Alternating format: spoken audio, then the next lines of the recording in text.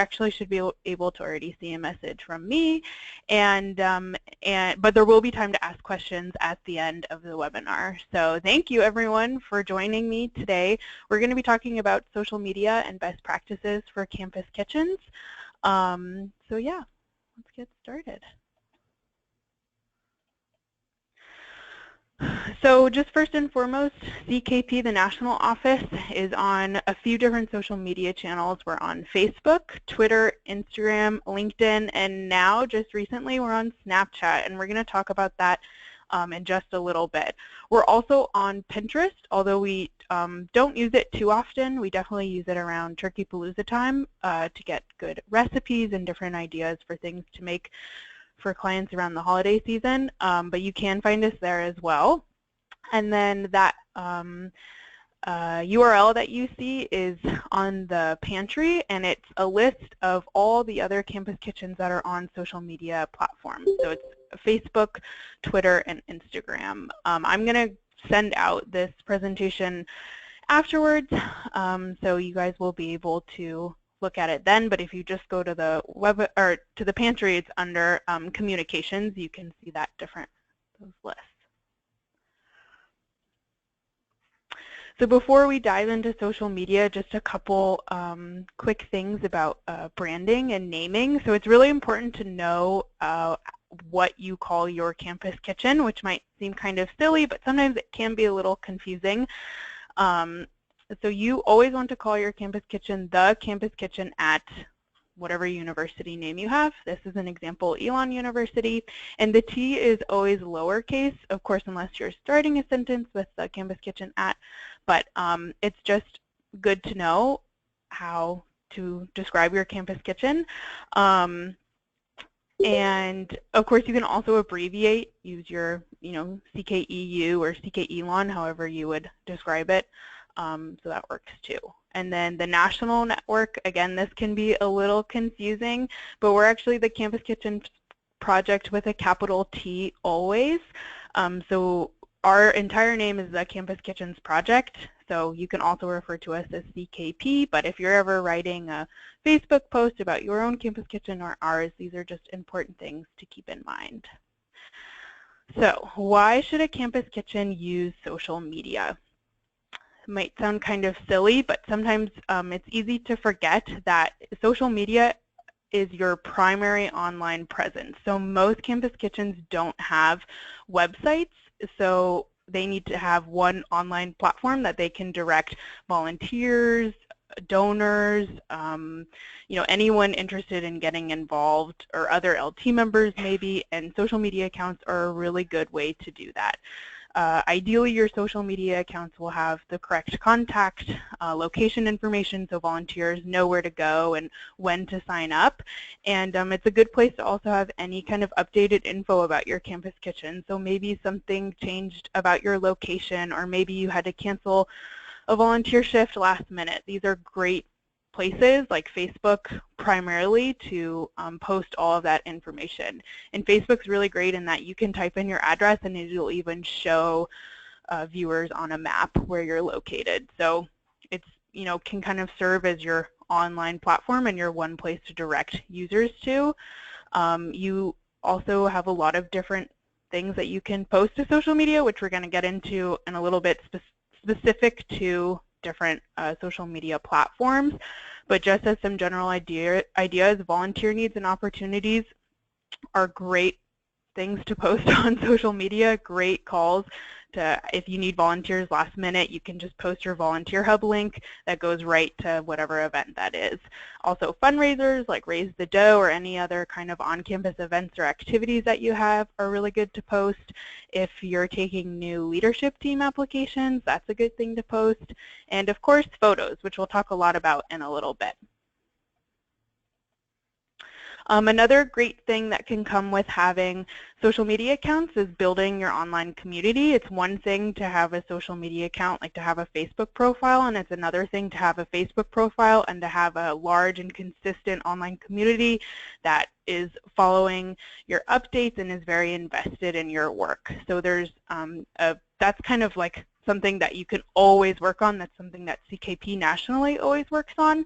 So don't fret if maybe you only have 25 people that like your Facebook page or 10 followers on Twitter or Instagram. It's an ongoing process, and it's always something you can work towards.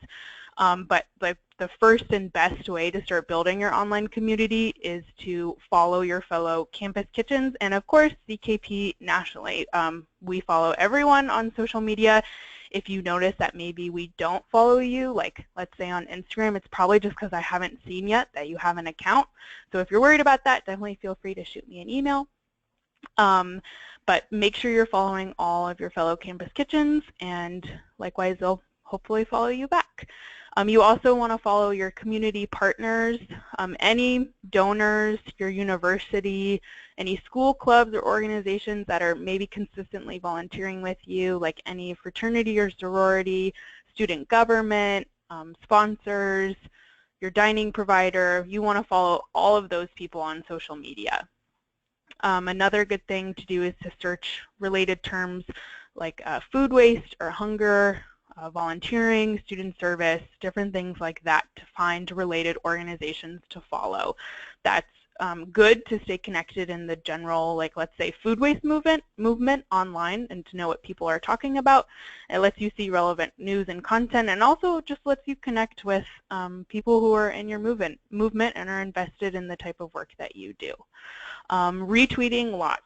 So on Facebook, it's definitely important to like content that you see as your Facebook page. And on Twitter, it's really good to retweet and favorite.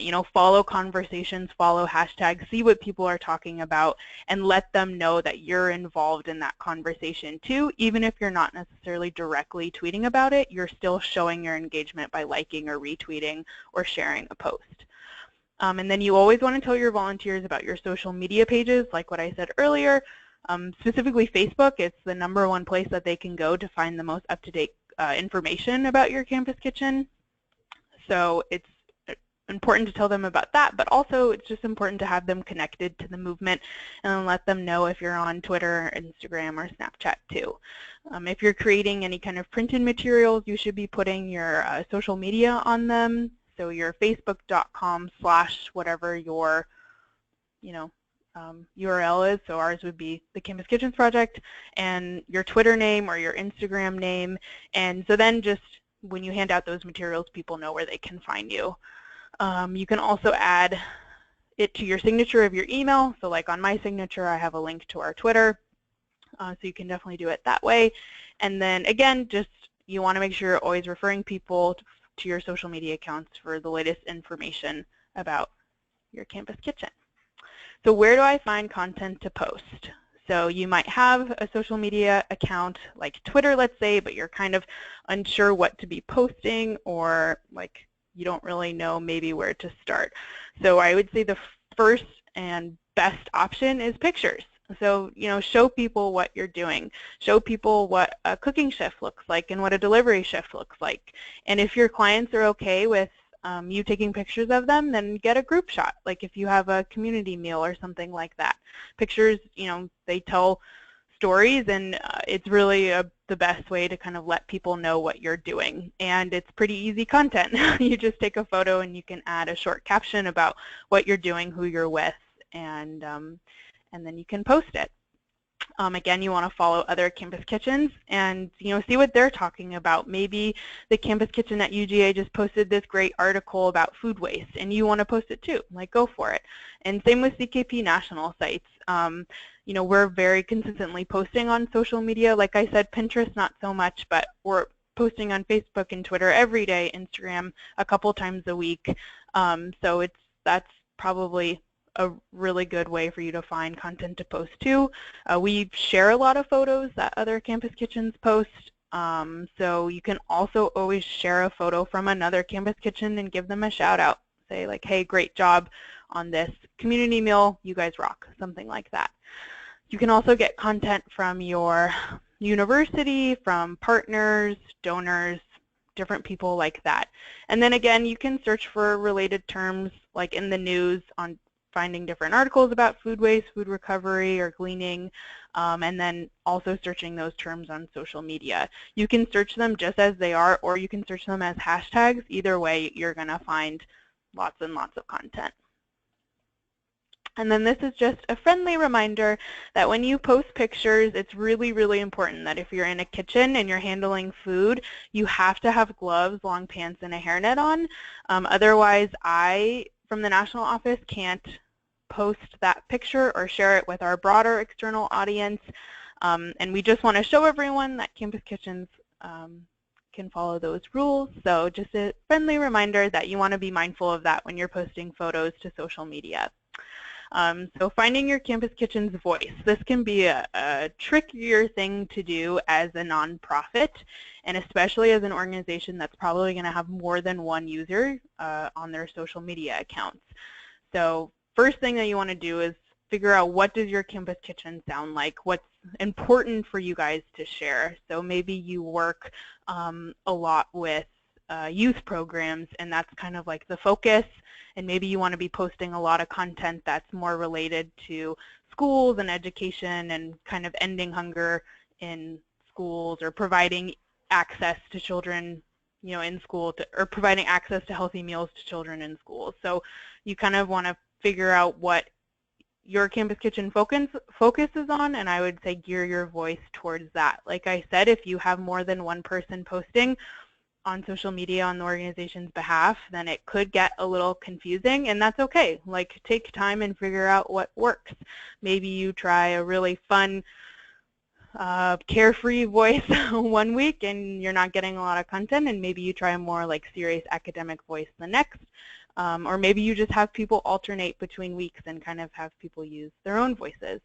So yeah, just take your time and figure out what works. That's something that every nonprofit struggles to grasp and to work on. It's something that we're always working on too.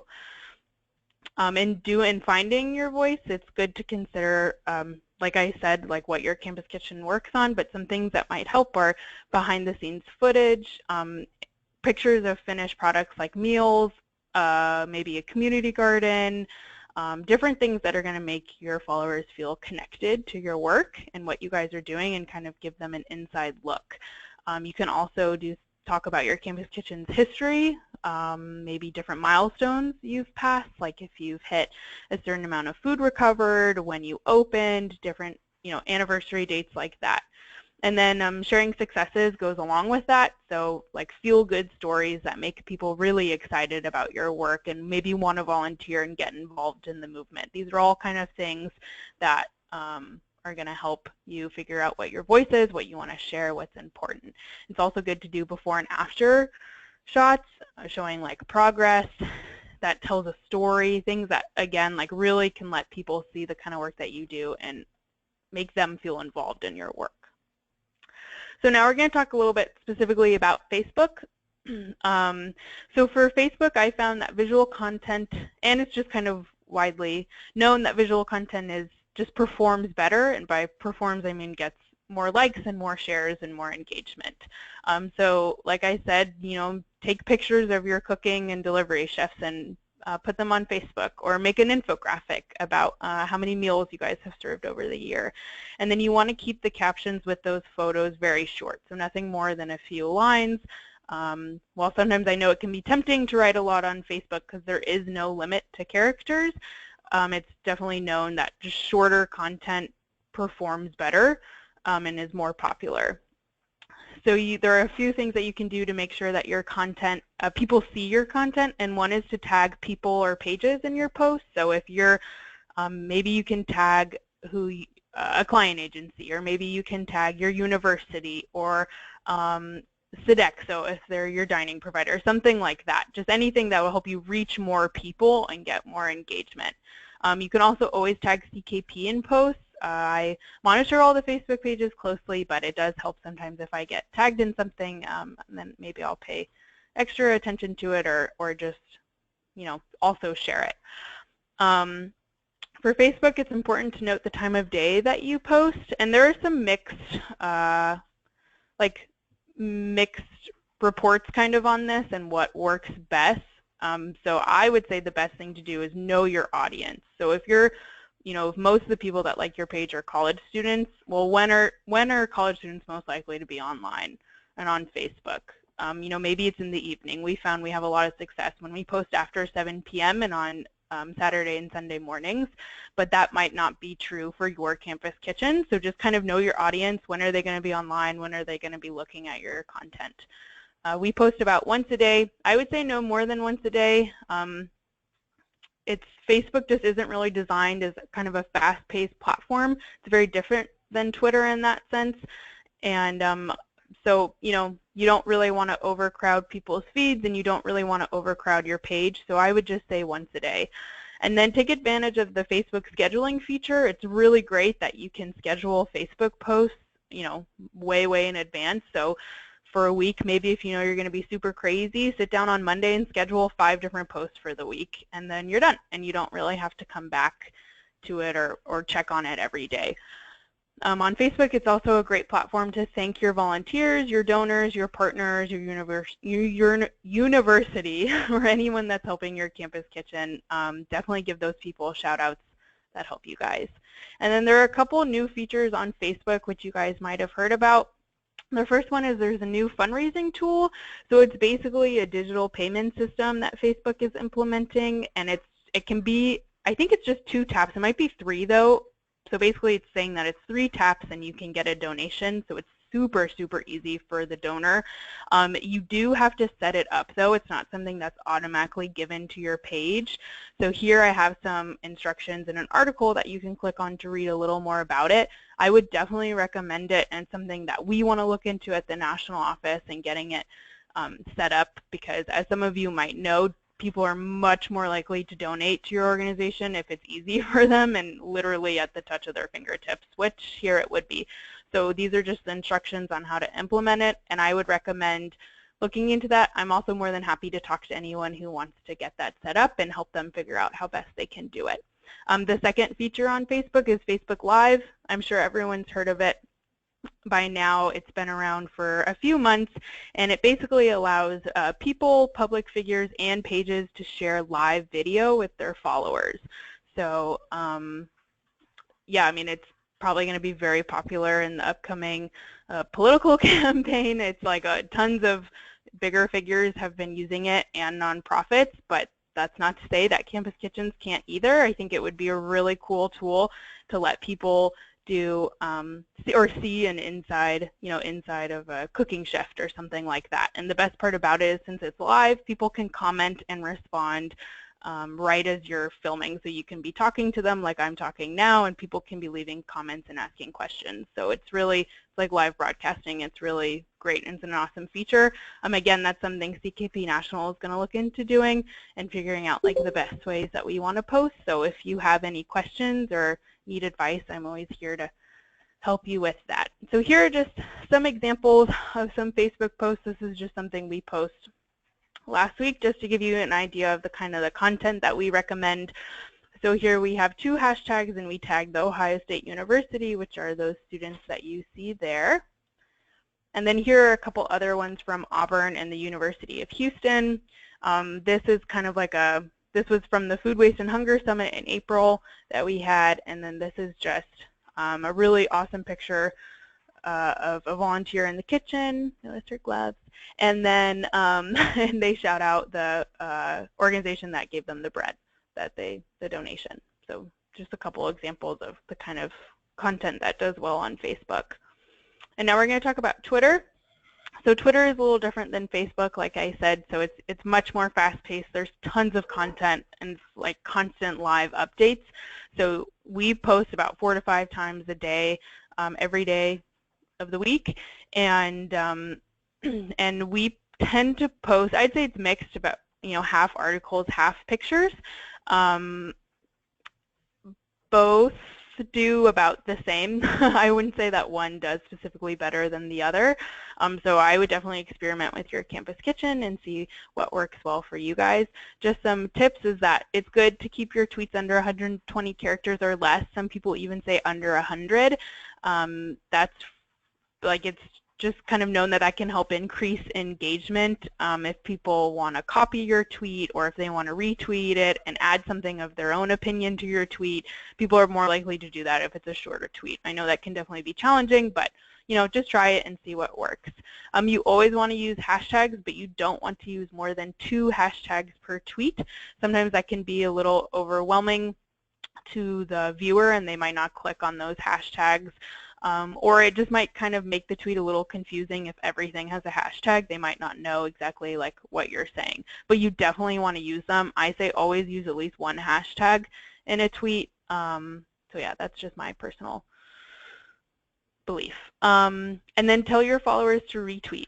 Give them an action, tell them something to do. If you're posting a picture about a meal that you just made, say something like retweet if you think we're awesome or something like that. So that just is going to help with engagement. And then you always want to mention applicable Twitter handles. So again, like funders. So one time I have that Safeway retweet note up there. One time we tagged Safeway in something and they retweeted us, which was awesome because they have like over 100,000 followers. So, maybe not all of their followers are our content, but still that's great exposure and it would be really great for any Campus Kitchen to get that. And then tag us too. At Campus Kitchens is the CKP national handle and we'll always be watching content. If you include a link, like let's say to Volunteer Hub, just try and shorten it if possible. Google has a link shortener, and then Bitly is another example of a link shortener. It's just good ways so you can have more space, like more characters. And then when to tweet, that's, we tweet a lot during the day. We try to do it during like rush hour, commuting hours when I think people will be on their phone. When I think to myself, I think, well, when am I on my phone looking at Twitter? And that's when I'm on the metro going somewhere, or it's when I'm waiting for something, or maybe it's in the evening or in the morning when I first wake up. So I kind of try and schedule our tweets based on that. So maybe one at 7 or 8 a.m. and then 9 and 5 p.m. and then in the evening. And it's okay to abbreviate words, but make sure it's readable. So obviously, with a character limit, you have to abbreviate words sometimes, and that's totally acceptable. Just make sure you can still make out what that word is. And like I said, you can post pictures to Twitter too. We post pictures and we post articles. So, just find out what is successful for you. If you only have pictures to post, then only post pictures. Like it doesn't have to be one or the other. It can be both. So live tweeting is just something that I wanted to mention. It's a great way to provide real-time updates to your audience. So like if anyone was at Food Waste and Hunger Summit, I was live tweeting the entire event to our audiences. It's a great way to let people in when they can't actually be there. And it doesn't have to be necessarily like a conference or some event or something like that. You can just do, hey, we're going to live tweet this cooking shift starting now, and then just like tweet updates as it goes on, send pictures, like different things like that. It's a great way to kind of tell the story of an event and kind of like with those live updates and let your audience know what's going on. If you are at an event or like a conference or something, I would say it's definitely good to know what hashtag is being used and to tag other organizations or people that are a part of it, just so they kind of know you're tweeting about it, and then if people are searching that event hashtag, they'll see your tweets too. And here are just a couple examples of some good tweets. And again, both these are pictures. So they're awesome pictures. And they have hashtags and they have tagged other organizations that are involved.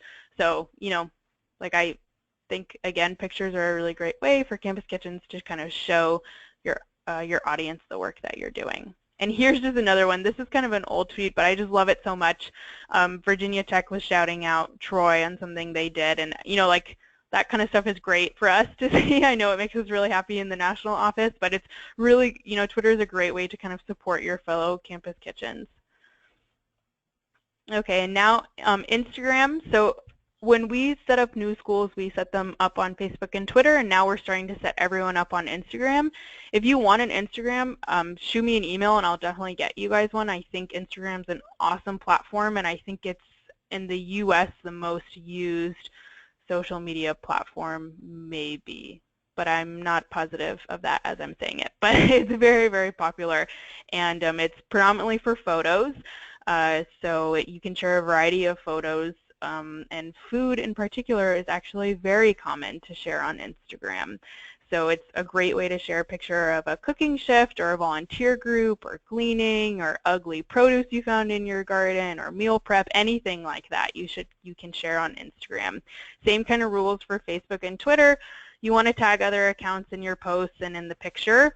It's going to help you just reach more people. You can also use hashtags on Instagram in the exact same way they work on Twitter and Facebook. And I'd say on Instagram, people use a lot more hashtags. So sometimes people will use like up to 10 hashtags in a post. And that's because I think it's more common on Instagram for people to search via hashtag. So they're going to be searching via hashtag rather than a term. And they're going to be looking through content that way. If you include a link in your Instagram post, it unfortunately doesn't hyperlink. So if you're going to ever include a link in a post, you can include it, but then, or actually I wouldn't include it since it doesn't hyperlink, but you can say go to our profile for the link, and then it actually hyperlinks in your profile. I'm not really sure why Instagram has done it that way, but it's just like an important thing to note. So if you're ever posting a link, just always make sure you have it in your profile so that people can click on it. And then you can also always have like your Facebook page link in your profile so people will kind of like know where to go to find out more information about your campus kitchen.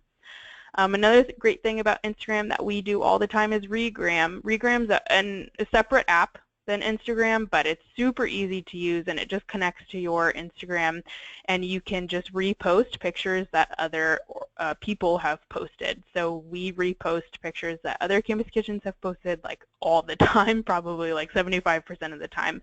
I'm regramming another picture. And another interesting new feature that Instagram has launched is Boomerang, which is a pretty interesting app, and it came out in the fall, and it basically just snaps a handful of photos really quickly, and then it turns them into kind of like a GIF loop, or it almost kind of looks like a video loop, but it is actually just a bunch of pictures, and it replays and rewinds, so they're kind of funny looking. You should definitely look them up if after this, and I would definitely say take advantage of it because it's like a really cool app, and I've just been like waiting for the right opportunity for us to use it nationally. So here's just one example of an Instagram post, and this is a regram that Campus Kitchens did of Washington and Lee University. And here's another one that St. Louis University did. This is just a great shot of the meals that they made, and they have lots of hashtags. So yeah, so that was Facebook, Twitter, and Instagram. Sorry if I totally plowed through those. You can definitely ask me questions at the end. Now we're going to hear from Jonah, who is CKP's summer intern, and he is from the Campus Kitchen at Washington and Lee.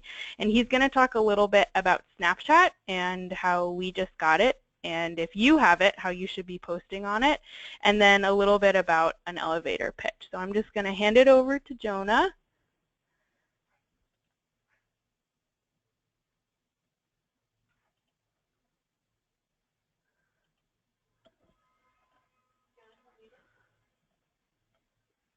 Okay, Jonah, you should be able to take it away. I think you might be muted, though.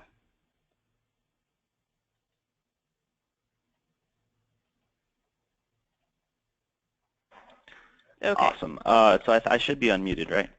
Yes.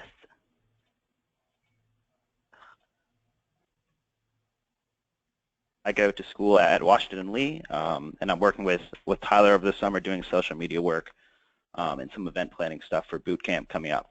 But one of the cool things we've been doing this summer is trying to get Campus Kitchen Snapchat up and running. Snapchat is a fairly new social media service, but it's quickly becoming, I think, one of the new kind of giants of social media, especially for young people, which is great for an organization like Campus Kitchen, where the primary people that you're working with, your volunteers, people you want interested in your organization are young people, college students. 71% of Snapchat users are under, I think, 35, which is totally, you know, exactly the people we want to be attracting when we're marketing kind of Campus Kitchen's message and trying to spread it to new schools. So the cool thing about Snapchat is it's a really quick way to interact with your audience. It's all about interacting with your followers, as opposed to where Facebook or Twitter is more about, linking them to content, showing off what you've done. Snapchat is about quick, direct communication, which is great. It's also because nothing you post on Snapchat lasts more than 24 hours.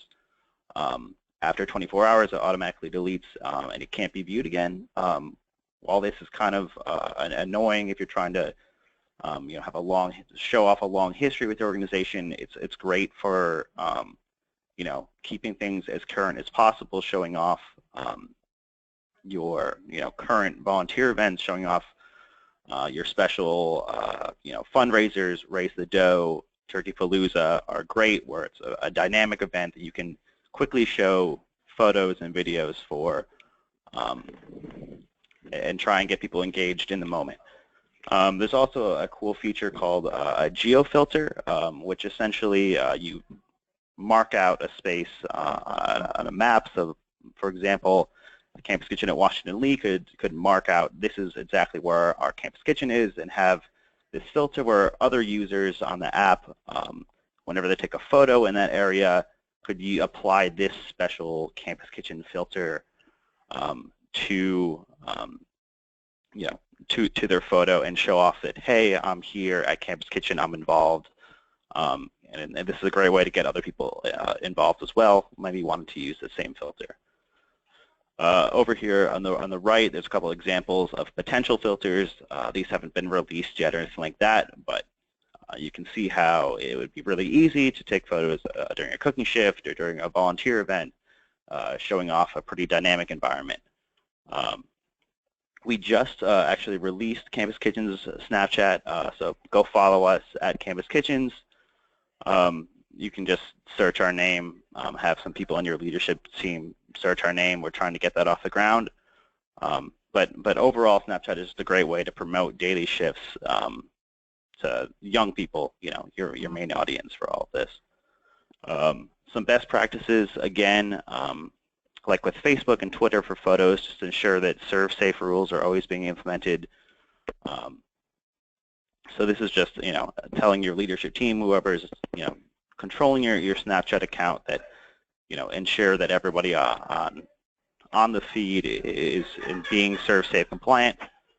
Because you can share videos as well as Facebook, it's also important to make sure that everyone's kind of being PC, no one's swearing, you can't overhear any potentially inappropriate conversations on the video, just because that would reflect poorly, on your Campus Kitchen, but also Campus Kitchen as a whole. As with any photo, make sure that volunteers and partners are okay with being photographed. You don't want to put someone's face on the internet if they're uncomfortable with it being there. So yeah, we're going to be kind of ramping this up as the summer goes on and into the fall term, especially at things like boot camp. So yeah, in the future, we're going to be trying to do some individual school takeovers of Snapchat, where, say, Campus Kitchen at Elon takes over the National Campus Kitchen Snapchat for a day and just shows off, hey, this is what Campus Kitchen at Elon looks like, or this is what Campus Kitchen at, Washington and Lee looks like. We're also going to be putting out some sample geofilters that you could tailor to your university. Put your university here instead of this text. And yeah, generally sharing more Campus Kitchen content. So just be tuned for more information about Snapchat, especially in the coming months. And then going on from that, we're going to talk about elevator speeches. So Campus Kitchen is a pretty large and diverse organization, and at least for me, and I think for a lot of people, it can be kind of hard to, wrap your head around everything that Campus Kitchen does and explain it in an easy, concise manner. When you're applying for jobs, when you're talking to potential volunteers, when you're marketing this at orientation or something like that, you don't want to have a long, drawn-out speech that's going to bore someone or be confusing for someone who is unfamiliar with what Campus Kitchens is. So I think it's really important to have kind of a short, memorable way to tell people, about what Campus Kitchens is, a short, memorable way to get people involved, be able to concisely say, hey, this is Campus Kitchens project, this is what we do, this is what we've accomplished so far. And then especially tailoring a speech to your school. It's good to be as impressive as possible in a succinct manner.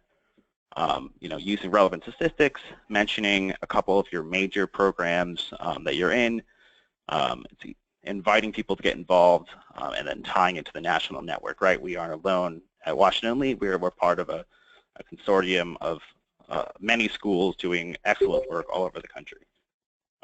And using, an elevator pitch or a boilerplate like this, I think it can make you much more consistent on social media. If this is kind of in your About section on Facebook, it kind of gives you kind of a base to kind of work for. These are the things that are central to your Campus Kitchen. These are the things that we're going to kind of promote in our social media feeds. Just kind of showing your focus points and values while sounding impressive and formal at the same time.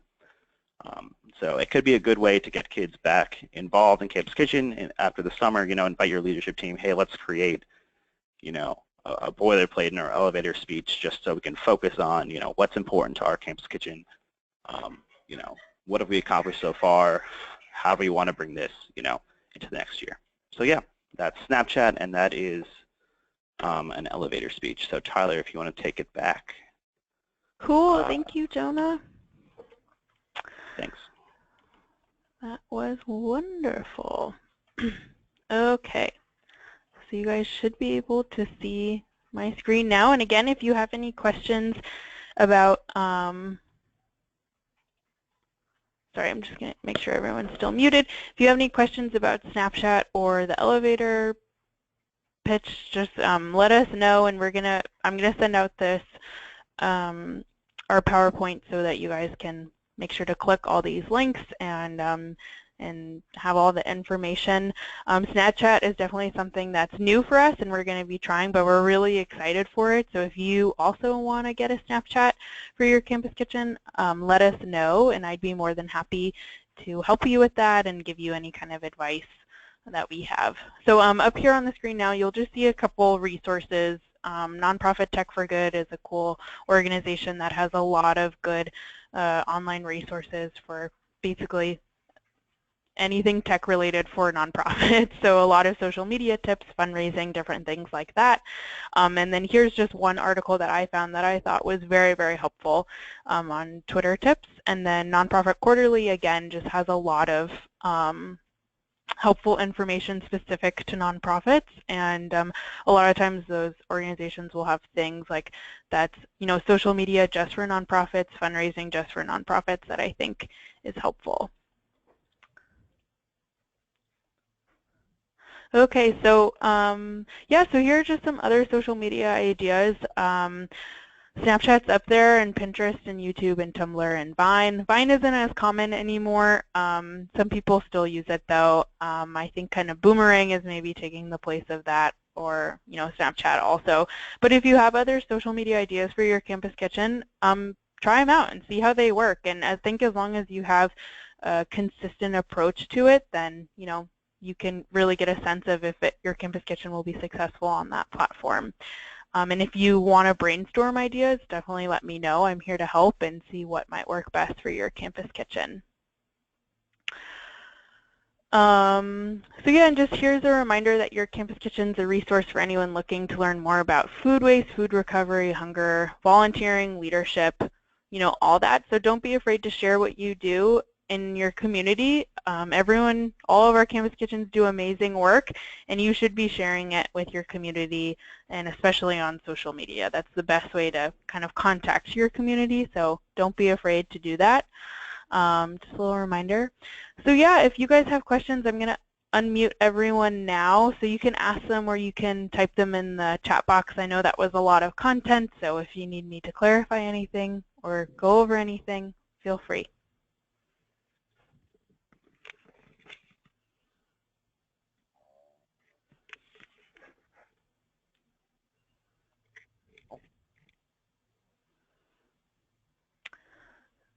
So if you also have like a specific question about your campus kitchen, feel free to email me after this webinar.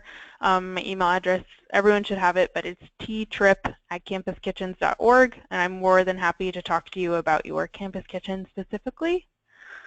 So yeah, if we don't have any questions, then I think that's all I have. So thank you everyone for joining, and I will talk to you next month.